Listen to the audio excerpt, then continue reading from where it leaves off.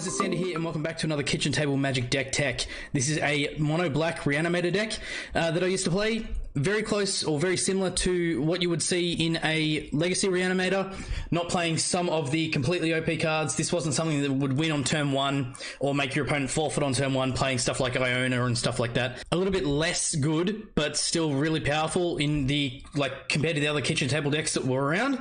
And yeah, the deck used to be a hell of a lot of fun. So as always, no sideboard for this one. Just the main deck, talking about the cards in it, and hopefully you guys enjoy the video. So to start off the lineup, and one of the key pieces of the deck was Demigod of Revenge in a 4 of. So it's for 5 hybrids, so either 5 black or 5 red or any combination of. It's a 5/4 spirit avatar with flying and haste, and when you play Demigod of Revenge, you return all cards named Demigod of Revenge from your graveyard to play. Now, the reason that is important is because this deck tries to deliberately ditch stuff into the bin so that we can use Reanimator spells to bring them back and then use that to full advantage. So every time we play a demigod, be it from the graveyard or play it from our hand, we're going to get the other demigods back. So one of the things to help abuse that is the 4 copies of Buried Alive, which is for 3, 2 and a black. It's at sorcery speed. You search your library for up to 3 creature cards and put them into your graveyard, then shuffle your library afterwards. So the general trick, or the general rule of thumb, would be to turn 1, we Dark Ritual for 1 black, add instant speed, add 3 black mana to your mana pool, play land, Dark Ritual, Buried Alive, search for 3 demigods, and then the following turn we'll use our Reanimator spells. So they are Exhume, Animate Dead, and Dreadful Return. So Exhume is for 2 at sorcery speed. Each player chooses a creature card in his or her graveyard and puts that card into play. Animate Dead is for 2. It's an enchantment that you put onto the battlefield, and then you pick a creature from a graveyard. It gets -1, -0 as long as this is enchanted. If the enchantment dies, the creature dies, and vice versa. It's an awesome reanimation piece. And 4 copies of Dread Return, which was for 2 and 2 black at sorcery speed. You return target creature card from your graveyard to play, but it's also got flashback, sacrifice 3 creatures. So you can play it again from your graveyard. One of the things that I used to run in this deck was Endrick the Master Breeder, which is a 5-cost 2/2, and then whenever you played a creature, you would create that many black 1/1 thralls equal to the converted mana cost of the card. So you get these creatures come in, you get all the 1/1 thralls, and then you just be able to sacrifice them and kind of just keep chaining it off. Because of these kind of reasons and those kind of creatures, that's why Dread Return is banned in pretty much every format. It used to be really fun in casual games. It was a bit more fun, especially in something like this where I'm not abusing it so much. Adding to the other pseudo ramp that becomes more useful the further into the game you go is the 4 copies of Songs of the Damned, which is for 1 black at instant speed. You add 1 black mana to your mana pool for each creature in your graveyard. 2 copies of Royal Assassin, which is just a 3 mana 1/1. It's a human assassin with tap, destroy target, tap creature.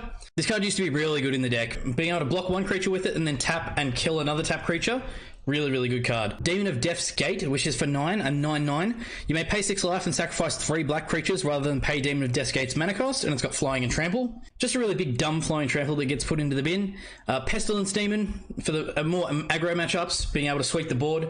It's for 8, 5 and 3 black. It's a 7/6 demon with flying, and it's got Pestilence. So you pay 1 black, and for every 1 black you pay, you deal 1 damage to each creature and each player. But there's no limit to how many you can pay. Obviously, once you hit 6, you're going to kill this guy. But most of the things you're going to be playing up against, more often than not, unless you're playing against a big green stompy deck, yeah, you're going to be sweeping the ball with this fairly reliably. And it's going to help us race against the opponent as well, because we can just ping them for damage. Kuro Pitlord. I actually used to run a couple of copies of this if I wasn't running something else. But Kuro Pitlord is for 9. It's a 6 and 3 black. It's a 9/9 legendary creature demon spirit with at the beginning of your upkeep, sacrifice it unless you pay 4.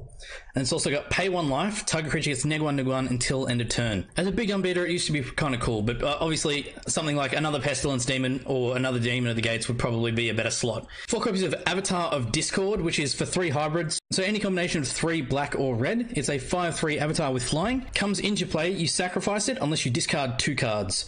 So the logic being, you play this, you discard 2 of the big creatures, and then we use our Reanimator spells to get them back. That's why it's in there. It's a really good card. And with the access to Dark Ritual, turn 1, we can be playing this and then discarding more cards. It's just another really great discard, as well as being a 5/3 flyer, so it's no joke. The last creature, probably the main reason that I put the deck together, and one of my favorite cards of all time, is Avatar of Woe.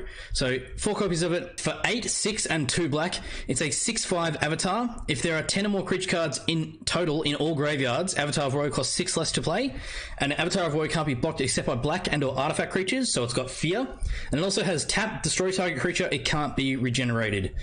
Note that this isn't legendary, so we can have multiple of her out at the same time, and she can just absolutely hose your opponent. If she's not pinging them in the face for 6 damage at a time, she's killing the creatures and making it so they can never get to do anything to us. Avatar of Woe, absolutely love this card. Probably one of my favourite avatars of the cycle, and probably one of my favourite cards of all time. It's great.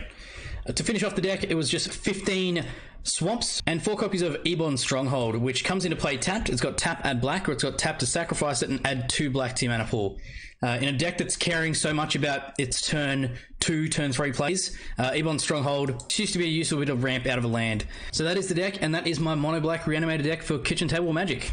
Thanks, guys. Thanks for watching, guys. As always, don't forget to like, share, subscribe, and hit the bell icon to see new videos as they were released. If you like what I do and you want to support the channel, you can throw me $1 on my Patreon at patreon.com/ZandersQuest. And I will see you guys in the next video. Keep questing, guys.